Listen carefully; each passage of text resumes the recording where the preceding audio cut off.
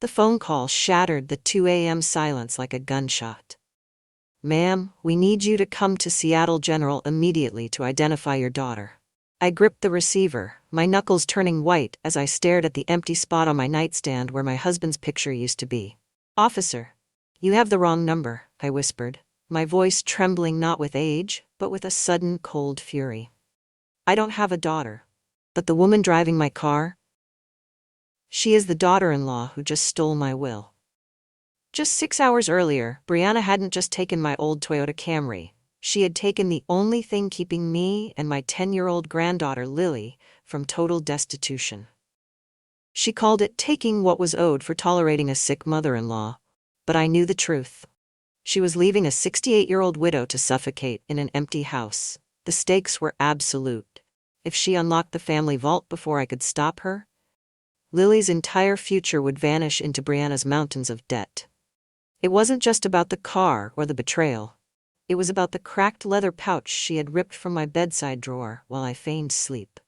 Inside that pouch sat the original, notarized Sullivan family will and a tarnished silver locket, the only 2 physical keys capable of opening the steel vault my husband sealed 40 years ago. Without those objects, we were powerless, erased from our own history. With them, Brianna believed she had just won the lottery. The nightmare had actually begun earlier that afternoon, right after Daniel's funeral. The house was filled with the damp smell of rain and the heavy, suffocating scent of lilies. I sat in my armchair, the rhythmic clicking of my portable oxygen machine marking time as the guests left. My old friend and attorney, Saul Henderson, sat beside me, balancing a paper plate of stale cookies on his knees. He lowered his voice, leaning in so his glasses slipped down his nose, and whispered that we had to secure the locket immediately.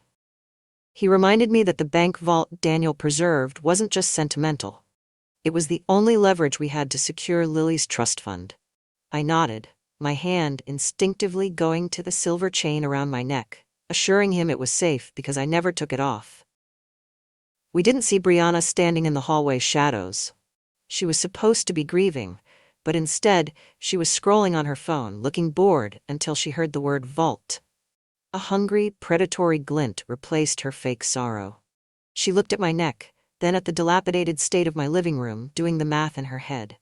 She didn't see a grieving mother. She saw an obstacle between her and a payday. That night, the storm hit Seattle with a vengeance. The wind howled against the siding, masking the sound of the floorboards creaking. I was lying in bed, forcing my breathing to stay shallow, when the door handle turned. Brianna crept in. She didn't look hesitant. She moved with the entitlement of someone who believed the world owed her a living. I felt her cold fingers brush against my neck.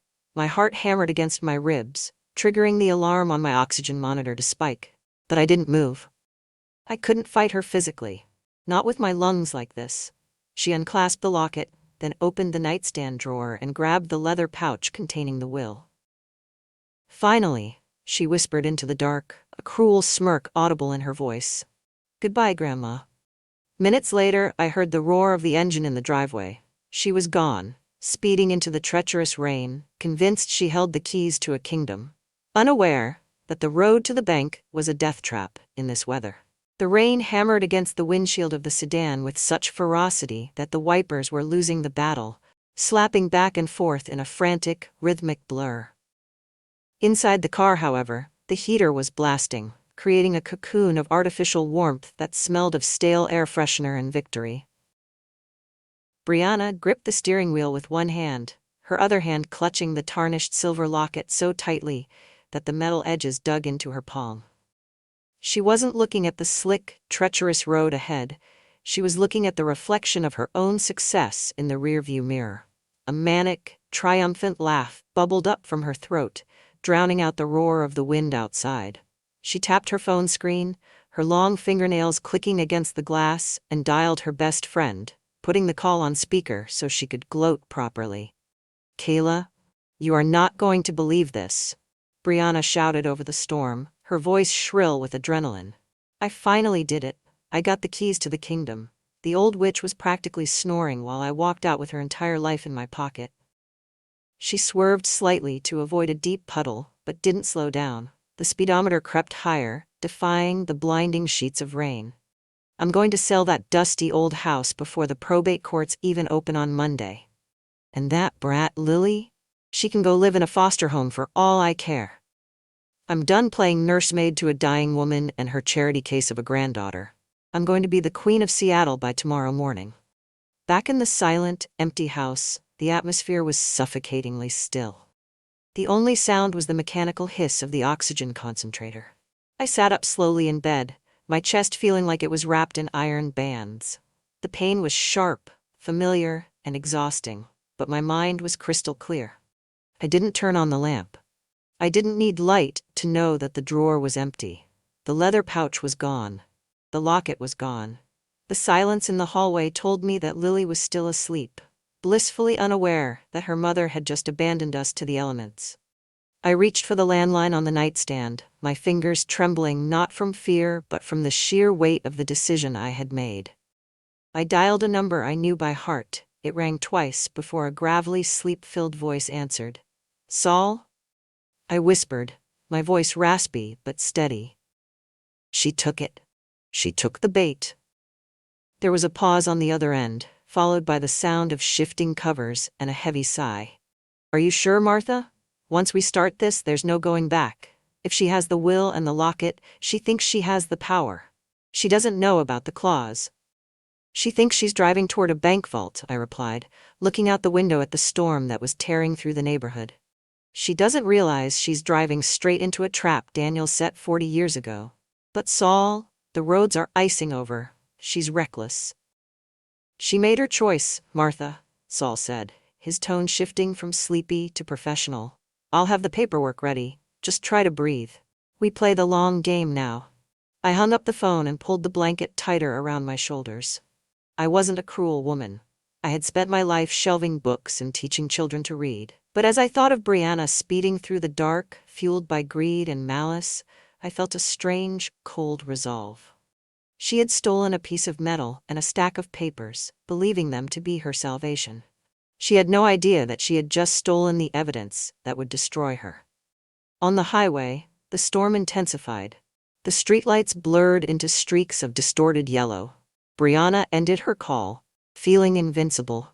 She glanced down at the locket again, trying to pry it open with her thumb, her eyes drifting away from the black asphalt for just a second too long. She didn't see the warning sign flashing ahead, nor did she feel the tires lose their grip on the wet road as the car began to hydroplane, drifting silently, terrifyingly, toward the edge of control. The world outside the sedan's windows dissolved into a chaotic kaleidoscope of motion and light. One moment, Brianna was fantasizing about penthouse suites. The next, a pair of glowing eyes flashed from the darkness of the tree line. A deer, spooked by the storm, darted onto the slick asphalt. Brianna screamed, her reflex overriding her greed for a split second as she jerked the steering wheel hard to the left. It was a fatal mistake on a hydroplaning vehicle. The tires lost all friction with the road, turning the heavy car into a misguided missile. The sedan spun violently, the centrifugal force pinning Brianna against her door.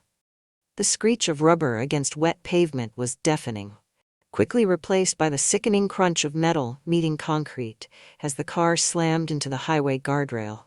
The impact sent the vehicle careening off the shoulder, sliding down a steep, muddy embankment before coming to a jarring halt against the trunk of a massive pine tree. The airbag deployed with a chemical hiss and a brutal punch to her face, instantly filling the cabin with white dust and silence. For a long moment, the only sound was the rhythmic slapping of the windshield wipers, which were miraculously still working, and the hissing of the cracked radiator.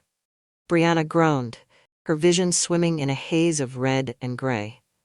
Pain radiated from her leg, a sharp, hot agony that made her gasp. She tried to move, but her seatbelt had locked tight, trapping her like an insect in a specimen jar. Her hand scrabbled frantically in the darkness of the footwell. She didn't check her limbs for broken bones. She didn't reach for her phone to call 911.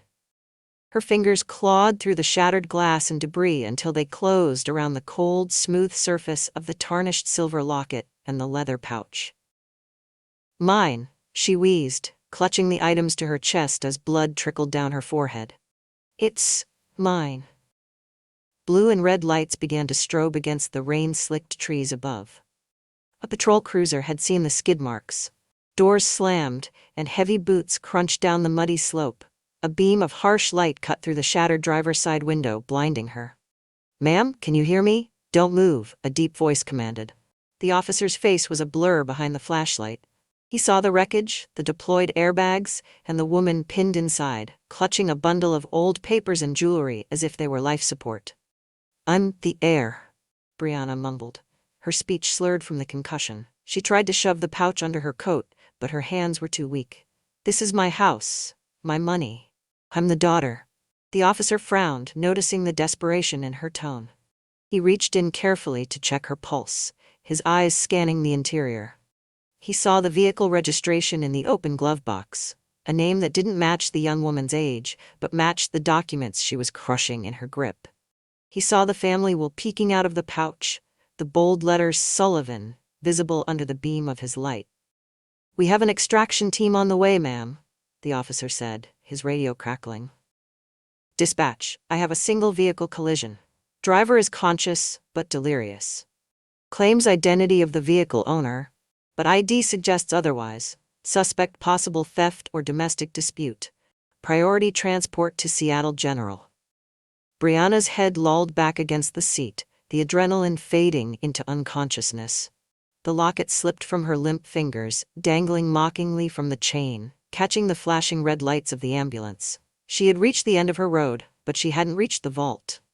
Instead, she had delivered the evidence of her crime directly into the hands of the law. The phone on the nightstand rang at exactly 2:14 a.m.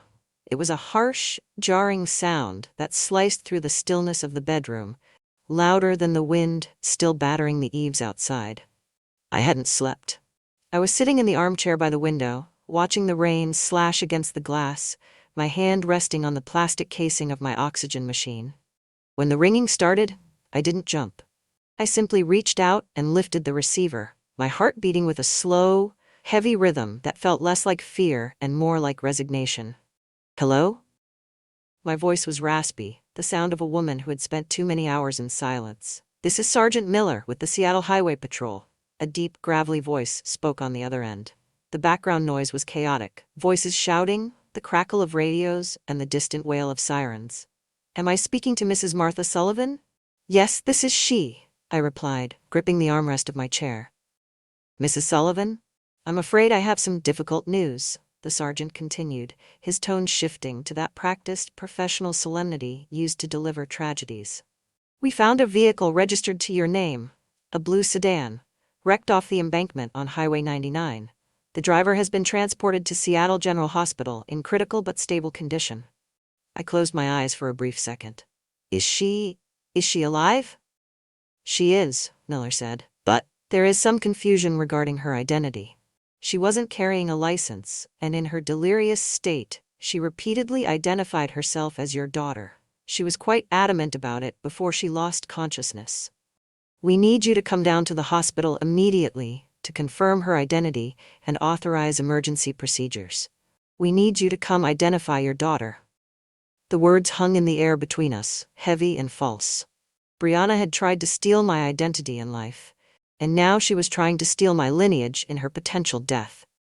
She wanted the doctors to treat her like a Sullivan, like the beloved child of a wealthy estate, rather than the thief who had abandoned a sick woman in a storm. I took a deep breath, the oxygen cannula hissing softly in my nose. I sat up straighter, my spine stiffening with a resolve that felt like steel.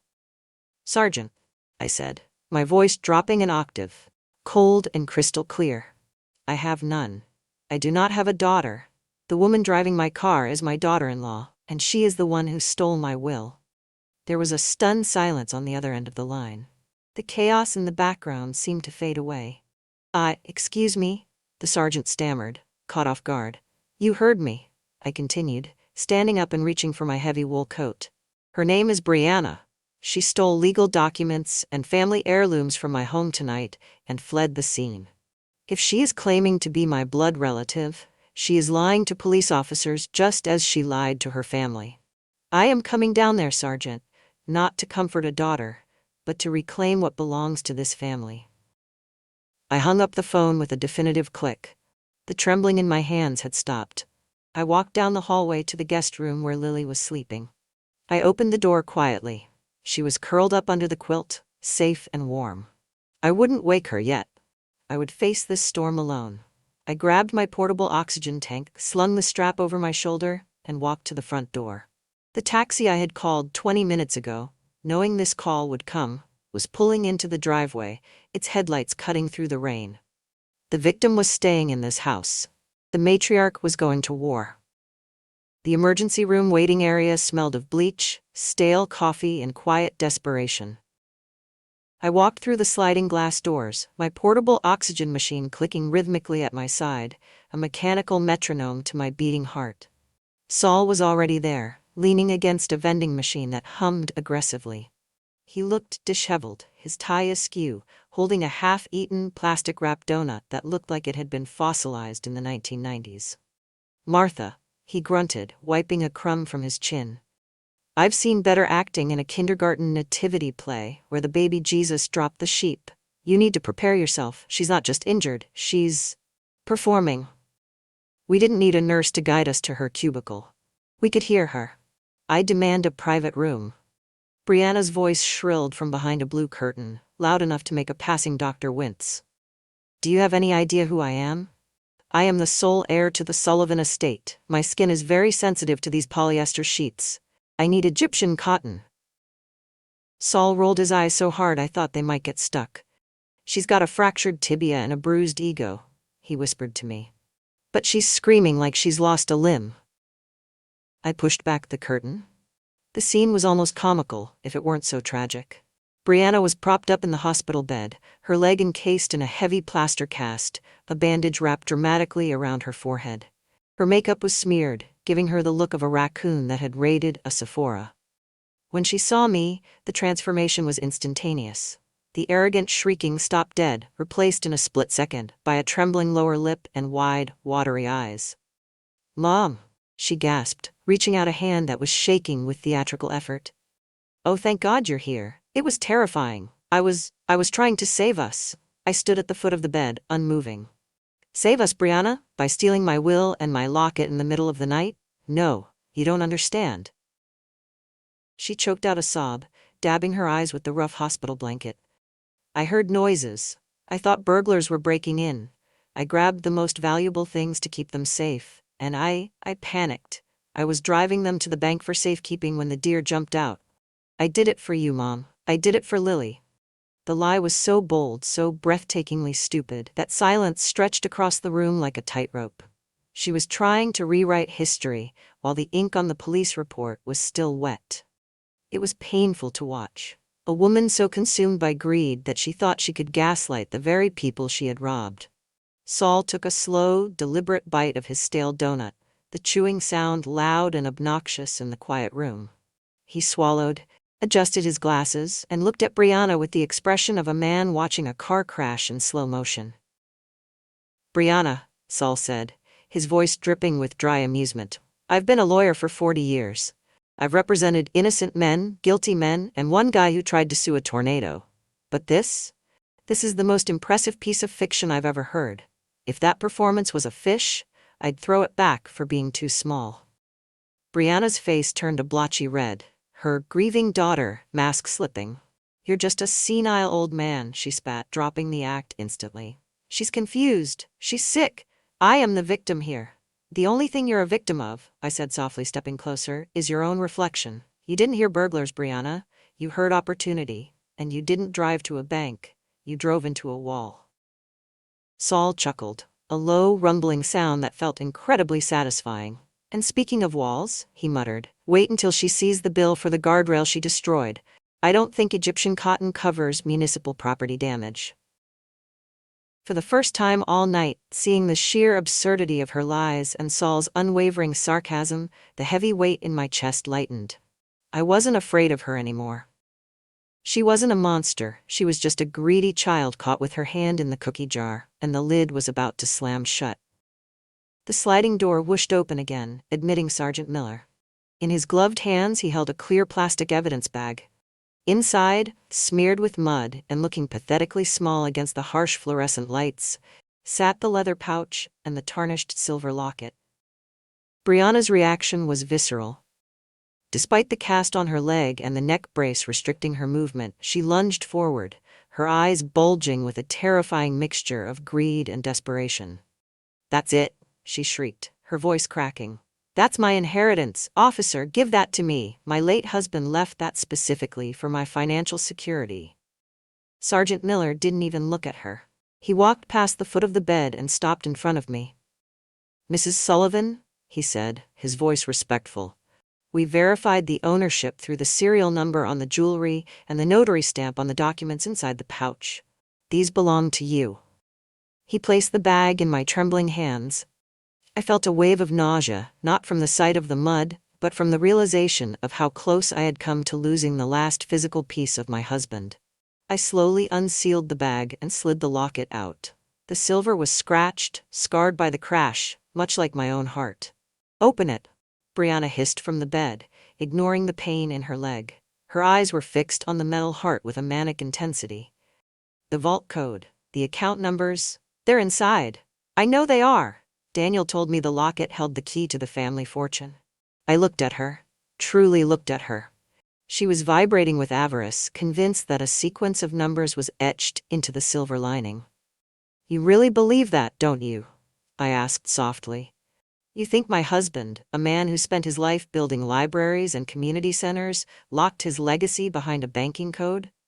"Just open it," she screamed, spit flying from her lips. I pressed the small latch. With a tiny audible click, the locket sprang open. Brianna craned her neck, her breath hitched, expecting to see a microchip or a diamond or a Swiss bank account number. She saw nothing but a tiny, yellowed, black and white photograph of a baby, Daniel, laughing in a bathtub. Opposite the photo was an inscription engraved in the soft metal, worn down by decades of my thumb rubbing against it. "Integrity is the only currency that matters." The silence that followed was deafening. Brianna stared, her mouth hanging open, her eyes darting back and forth between the photo and the inscription, waiting for a hidden compartment to pop open. "Where is it?" she whispered, her voice trembling with horror. "Where is the money? Where is the gold?" Saul leaned forward, peering at the locket over my shoulder. He let out a long, low whistle, then looked at Brianna with a pitying smirk. "Well, sweetheart," Saul drawled, dusting a sprinkle of donut sugar off his lapel. "It looks like you just totaled a car, committed a felony, and broke your leg for a fortune cookie quote. I have to say, that's a very expensive way to learn a moral lesson." "No," Brianna whimpered, sinking back into the pillows, her face draining of color. "It can't be. Just a picture. I risked everything." "You risked everything for wealth," I said, snapping the locket shut with a finality that echoed in the room. "And because you didn't understand what this family actually values, you ended up with exactly what you deserve. Nothing." The look on her face wasn't just disappointment, it was the shattering of a delusion. She looked small, broken, and infinitely foolish. For a moment, the tragedy of it pierced me, the sheer waste of a life spent chasing shadows. But then Saul cleared his throat. "On the bright side," he added cheerfully, "you'll have plenty of time to contemplate the value of integrity. Usually about 3 to 5 years, depending on the judge's mood." The silence in the hospital room was broken only by the aggressive hum of the vending machine down the hall. Brianna looked up from the empty locket, her eyes red and wild, frantically searching for a loophole.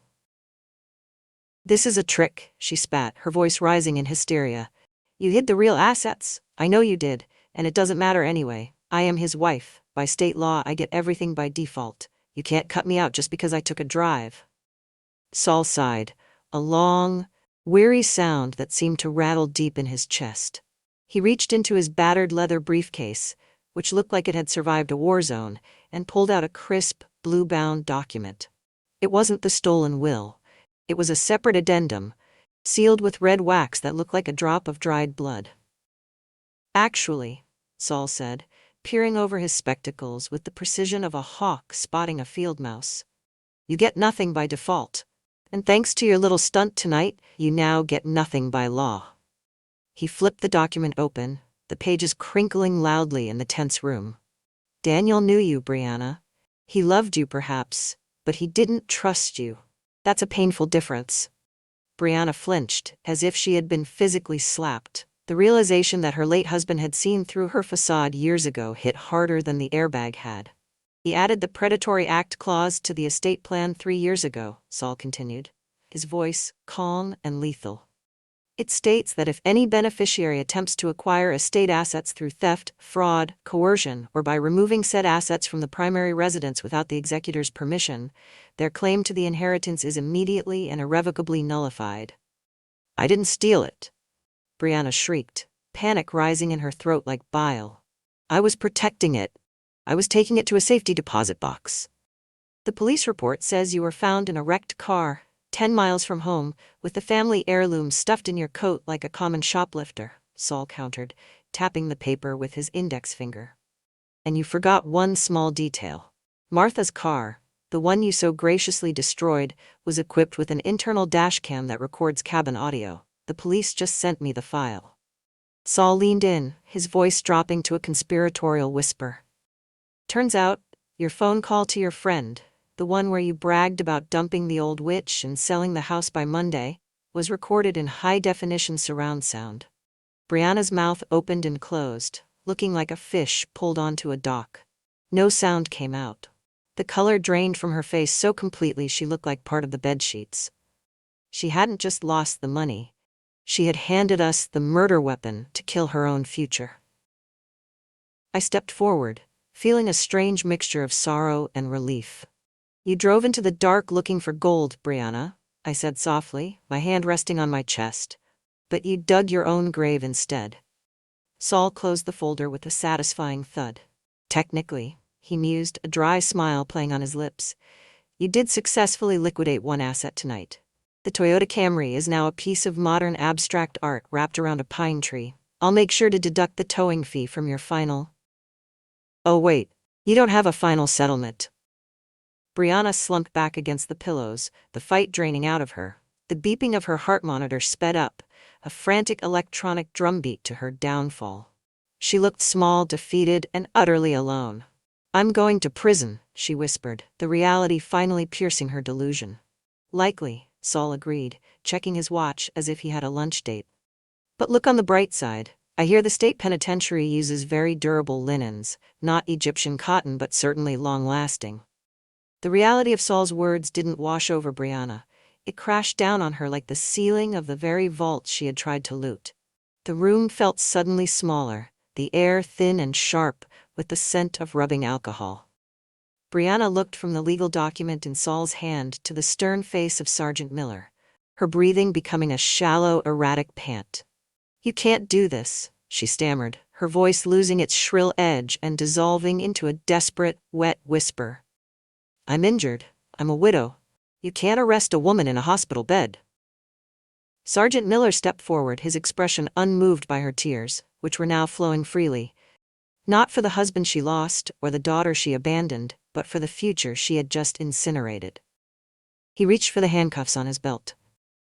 Brianna Vance, he said, his voice flat and official, cutting through her hysteria. You are under arrest for grand larceny, reckless endangerment, and filing a false police report. Given your attempt to flee the scene with stolen property, an officer will remain posted at your door until you are medically cleared for transport to the county holding facility. The metallic click of the cuff securing her uninjured wrist to the hospital bed rail was the loudest sound I had ever heard. It was the sound of a heavy door slamming shut on a lifetime of lies. Brianna yanked at the chain, a primal, panicked noise escaping her throat. Mom, Martha, please, she begged, turning her wild eyes to me. Think of Lily. You can't let them take me. I'm her mother. She needs me. She'll be traumatized if I go to prison. I felt a sharp pang in my chest, a phantom ache where my heart used to break for her. I stepped closer, looking down at the woman who had called my granddaughter a burden just hours before. Lily is 10 years old, Brianna, I said quietly, my voice trembling with suppressed emotion. She sat in the dark last night, waiting for you to come home. She needed a mother when the storm hit. She needed a mother when the power went out. But you weren't there. You were driving away with her inheritance in your pocket. I was doing it for her. Brianna sobbed, but the lie was so thin it was transparent. No, I corrected her, feeling a tear slide down my own cheek. You were doing it to her. And that is why she won't be visiting you in prison. Not until she's old enough to understand that love isn't something you can steal. Saul, who had been packing his briefcase with methodical slowness, paused to look at the handcuff attached to the bed rail. He adjusted his glasses and offered Brianna a small, grim smile. If it helps, Saul noted, his tone light but cutting, I've heard the county jail has a very robust library program. You might finally have time to read Daniel's journals. You know, the ones you called trash? There's some excellent advice in there about consequences. It's a bit dense, but you'll have plenty of solitary quiet to really absorb the material. Brianna slumped back against the pillows, turning her face away from us, sobbing into the coarse hospital sheet. She was no longer the glamorous, grieving widow. She was just a lonely, broken woman chained to a bed, trapped in a tragedy of her own making. I turned to leave, my oxygen machine clicking steadily at my side. I didn't feel triumphant. I just felt a deep, exhausting relief. The storm outside had passed, and for the first time in years, the storm inside my house was finally over. 3 days after the storm, the silence in our house felt different. It wasn't the heavy, suffocating silence of grief anymore. It was the hushed, reverent quiet of a library before the doors open. The sun was actually shining, a rare Seattle miracle, casting long beams of light across the dust motes, dancing in the hallway. Saul stood at the top of the basement stairs, clutching the railing as if he were about to descend into a volcano. He looked down into the darkness, then back at me, raising an eyebrow. Martha, he grumbled, his voice echoing slightly in the stairwell. I agreed to be your lawyer, not your spelunker. If there are bats down there, I'm billing you double. My knees sound like bubble wrap today. I smiled, a genuine expression that reached my eyes. No bats, Saul, just history. Lily held my hand tightly as we descended the creaky wooden steps. She was wearing her father's oversized flannel shirt, the sleeves rolled up to her elbows. She looked so much like Daniel, it made my breath hitch. At the far end of the basement, behind a stack of old holiday decorations, stood the heavy steel door that my husband Frank had installed 40 years ago. It looked out of place, like a bank vault, dropped into a suburban cellar. I pulled the tarnished silver locket from my pocket. It felt heavy, warm against my skin. I approached the door, where a small, intricate indentation sat in the center of the spinning lock mechanism. With a trembling hand, I pressed the locket into the groove. It fit with a satisfying magnetic thunk. I turned the locket like a key. The gears inside the door groaned, a deep, metallic rumble of awakening. Moment of truth, Saul whispered, actually looking nervous. If this opens and it's just a collection of vintage baseball cards, I'm going to be very disappointed. With a final heavy click, the steel door swung outward. The air that rushed out smelled of old paper, cedar, and graphite. There were no stacks of gold bars. There were no diamonds piling up on the floor. Instead, the small room was lined floor to ceiling with metal shelves, each one packed with leather-bound notebooks, rolled-up blueprints, and strange, intricate mechanical prototypes. Lily gasped, letting go of my hand to run toward the nearest shelf. She picked up a thick journal, its cover worn soft by handling.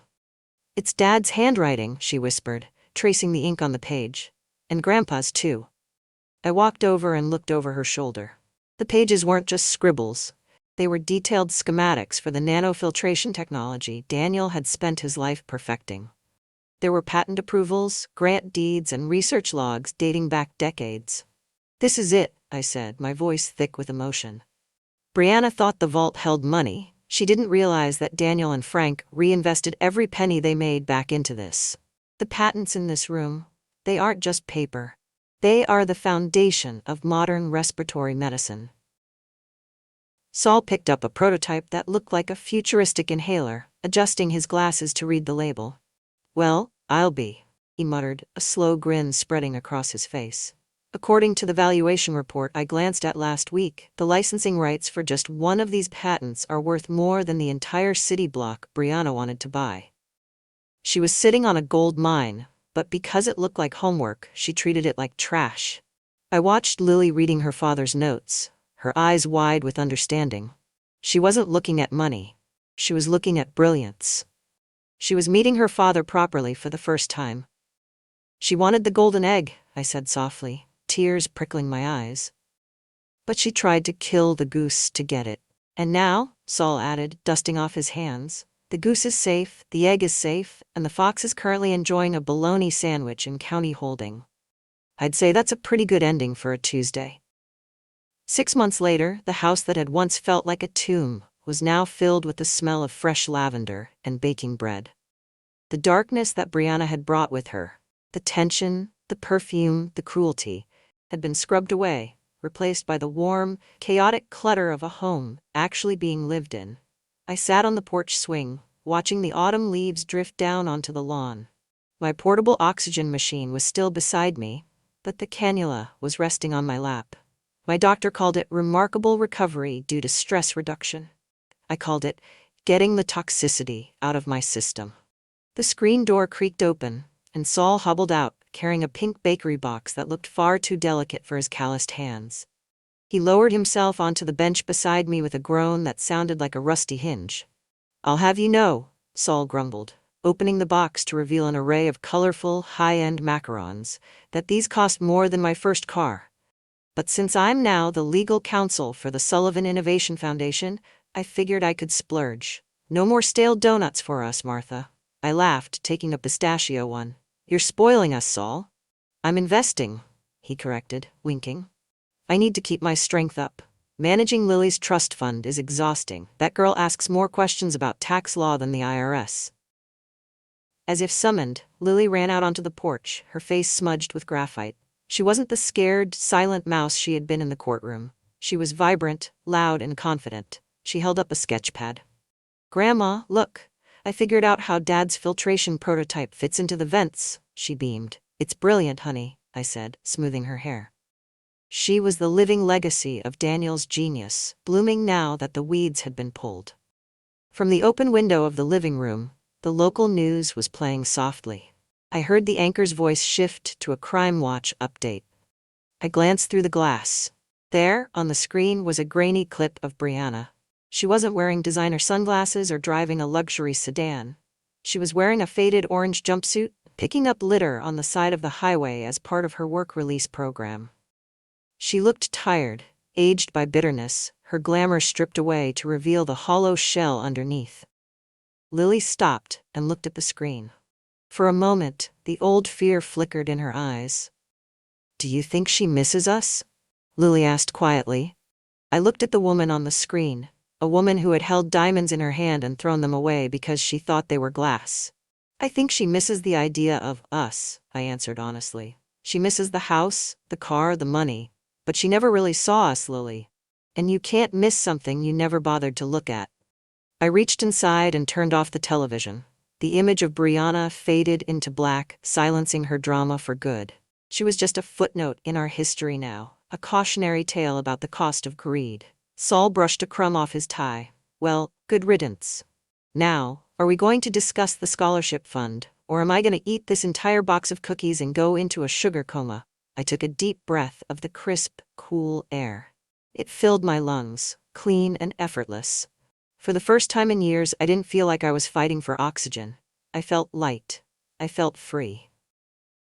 "Let's discuss the future, Saul," I said, smiling at my granddaughter. "I have a feeling it's going to be a long and happy one." The sun dipped below the horizon, painting the Seattle sky in hues of soft violet and burnt orange. On the porch, the rhythmic creak of the swing was the only sound accompanying the chirping crickets. Lily was in the yard, chasing fireflies, her laughter floating in the air like music, a sound that had been absent from this house for far too long. I took a sip of hot tea, feeling the warmth spread through my chest. Saul snapped his briefcase shut, the clasp clicking with a sound of finality. He looked at me, his old eyes crinkling with wisdom.